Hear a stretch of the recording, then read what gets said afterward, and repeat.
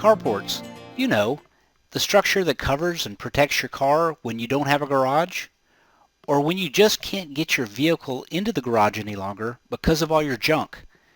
So I have a question. Are carports only for cars? And to help answer that question, I have Chris McDonald from Carports on the phone with us today. Chris, how you doing? Doing great, Ken. How you doing? Awesome. I'm glad you could be here.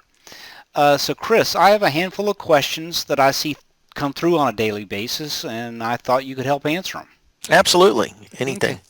What kind of carports do you carry? That's a good question. It's basically we go. There's three different roof types. You've got your regular style, which has a more rounded look to it. The eave actually kind of rolls over the top of the leg about 6 or 8 inches. Then we have the boxed-eave, which is a style where it's looks more like a house. It's got an overhang on it about 6 inches on each side. And then you have our vertical roof, which is the exact same profile as the boxed-eave, but the difference is that the panels run from the peak to the eave, so they're running vertically, and that's one of my favorites, and I'll tell you why, is because it allows all that water and debris to roll off so it doesn't hang up there on the ribs. And the other thing that I like about it is that it has additional strength to it because it's got 4 hip channels, primarily to allow somebody to be able to screw those panels into gives it something to hold on to, but it also strengthens the structure. Okay. And basically, they're there to cover a vehicle. But to be honest with you, I've seen people use them for all different kinds of things. Okay. As far as sizes go, are there any size constraints? What does it usually start at? None that I can think of. It usually, you start with the basic single car carport, which is 12 foot wide and 21 feet long and about 5 foot high. It can actually go smaller than that. The biggest I've seen as far as a carport, you go all the way up to triple wide. That's 36 feet wide, and 30 feet wide, and goes up to 60, 70, 80 feet long. Oh wow!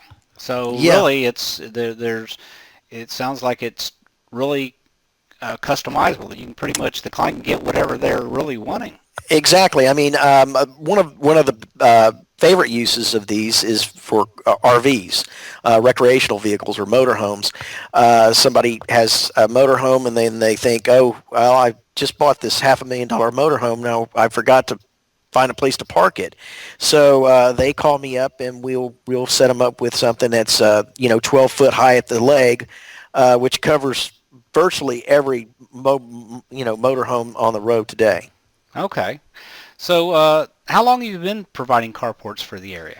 Since 2003. So we've been here in this area since 2003.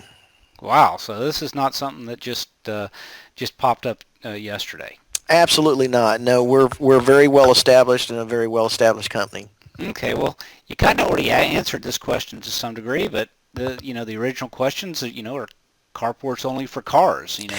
No, I'm glad you came back around to that. It's I've seen people use these carports for just about everything you can think of. Like I mentioned, the RVs, their utility vehicles, their trailers.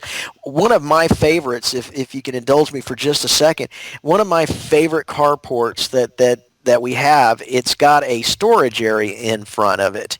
And so what it is you've got kind of a hybrid between a storage enclosed storage facility and a carport. So at the one end, you might have 5 or 10 feet of enclosed storage with a roll-up door that they can store all their, say they're using it for their boat, they can store all of their boating equipment in there, their life vests, Oh their wow. cleaning equipment, their motors and things like that, lock those things up, and then they've got a cover over their boat. Wow. So there's really no constraint on what the customer can get. No, people surprise me every day with what they come up with to use these for, and it's always fun to work with. Wow. Okay. Awesome. So if somebody's ready to get started, what do they need to do?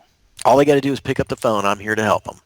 Okay. Well, fantastic. And you'll be able to give them, advice, rate quotes, and all of that, All of right that over and the more. phone. Yeah, Okay. all of that over the phone.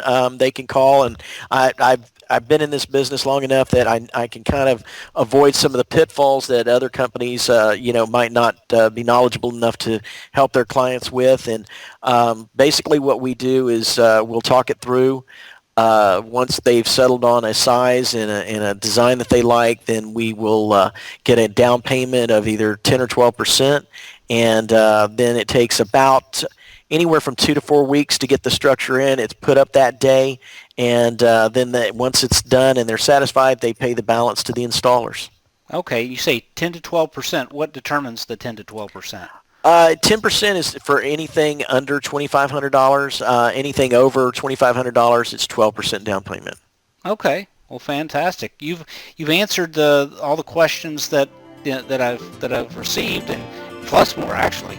So I think that's all I have for today. I appreciate your time very much, and I'm sure we'll be talking again soon. I look forward to it. Thanks a lot, Ken. All right. Take care. Have a great All right. day.